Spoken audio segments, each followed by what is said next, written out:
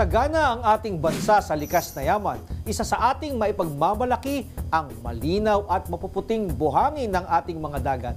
Kaya naging usap-usapan sa social media ang pag-post ng isang netizen ng kanyang koleksyon ng iba't ibang buhangin mula sa mga dagat na kanyang napuntahan. Legal nga ba ang pangongolekta ng buhangin mula sa dagat? Atin po itong ipaliliwanag.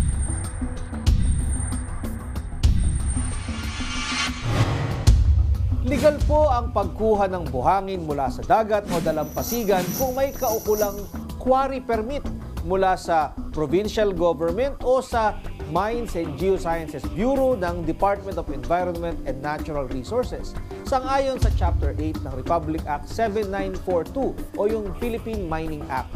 Ang lahat ng mineral resources tulad ng buhanging dagat sa Pilipinas ay pagmamay-ari ng pamahalaan. Ayon sa Sections 4 at 8 ng RA 7942, ang exploration, development, utilization at processing ng lahat ng uri ng mineral resources tulad ng buhanging dagat ay kailangang may permiso galing sa pamahalaan. Kapag walang kaukulang permiso ang pagkuha sa buhangin mula sa dagat ay paglabag sa batas. Ito ay tinatawag na illegal quarrying.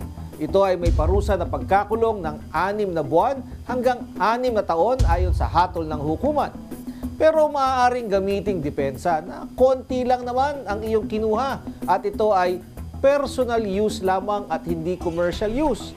Subalit, ang pagkuha ng buhangin sa dagat, kahit konti lang, kahit yung nilalagay lang sa mga lalagyan ng mineral water bilang koleksyon, ipinagbabawal pa rin po ng batas. Sa ilalim ng BP number 265, ito ay may parusa na pagkakulong ng hanggang 6 na buwan o multang 1,000 ayon sa hatol ng hukuman. Kung kayo po ay may nais ikonsulta sa inyong lingkod, i-follow lang ang Facebook page ng Good Morning Kapatid. Mangyaring i-private message po ninyo sa akin ang inyong mga katanungan. Maraming salamat. Mga kapatid, Justin Quirino po. Masayang kwentuhan at makapulahang informasyon ang hatid namin tuwing umaga. Kaya mag-subscribe na at mag-follow sa social media pages ng News 5.